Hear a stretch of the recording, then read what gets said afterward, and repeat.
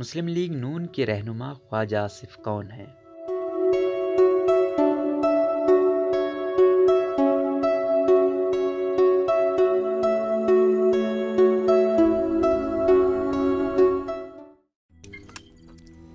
روزنامہ قدرت کی ویڈیو دیکھنے کے لیے ابھی یوٹیوب چینل پر سبسکرائب کریں اور بیل آئیکن پر بھی کلک کریں۔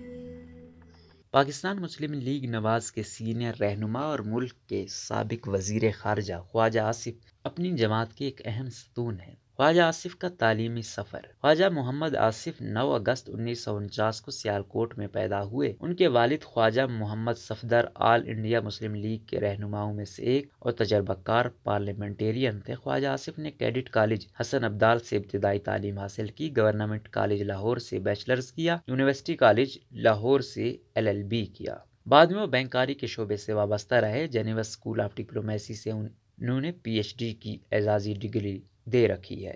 خواجہ آصف کا سیاسی سفر۔ خواجہ آصف کا تعلق سیالکوٹ کے ایک اہم سیاسی خاندان سے ہے، جسے سیالکوٹ کی کشمیری برادری کی سیاسی حمایت کئی دہائیوں سے حاصل ہے۔ خواجہ آصف نے اپنے آبائی علاقے سیالکوٹ سے 1993، 96، 2002، 2008، 2013 اور 2018 میں لگاتار انتخابات میں کامیابی حاصل کی۔ کئی سال متحدہ عرب امارات میں رہائش کے بعد جب وہ پاکستان واپس لوٹے تو پاکستان کے ایوان بالا یعنی سینٹ میں پہلی مرتبہ 1991 میں منتخب ہوئے۔ نواز شریف کے دوسرے دور حکومت میں انہیں نجکاری کمیشن کا چیئرمین تعینات کیا گیا۔ 2008 میں جب کچھ وقت کے لیے مسلم لیگ نون پیپلز پارٹی کی اتحادی تھی تو خواجہ آصف کے پاس پیٹرولیم، قدرتی وسائل اور کھیل کی وفاقی وزارتیں رہی۔ یاد رہے کہ سن 2012 میں خواجہ آصف کے خلاف سپریم کورٹ میں دوہری شہریت رکھنے کے حوالے سے مقدمہ کیا گیا تھا، تاہم عدالت نے ان کے حق میں فیصلہ دیا تھا۔ خواجہ آصف سن 2013 کے انتخابات میں سیالکوٹ کے حلقہ NA 110 سے قومی اسمبلی کے رکن منتخب ہوئے تھے۔ نواز شریف کی کابینہ میں انہیں دفاع اور پانی و بجلی کی وزارتوں کی ذمہ داری سونپی گئی تھی۔ 2017 میں نواز شریف کی نااہلی کے بعد شاہد خاقان عباسی نے وزارت عظمیٰ سنبھالی تو خواجہ آصف کو ملک کا نیا وزیر خارجہ مقرر کیا گیا تھا اور وہ 9 ماہ تک اس عہدے پر فائز رہے۔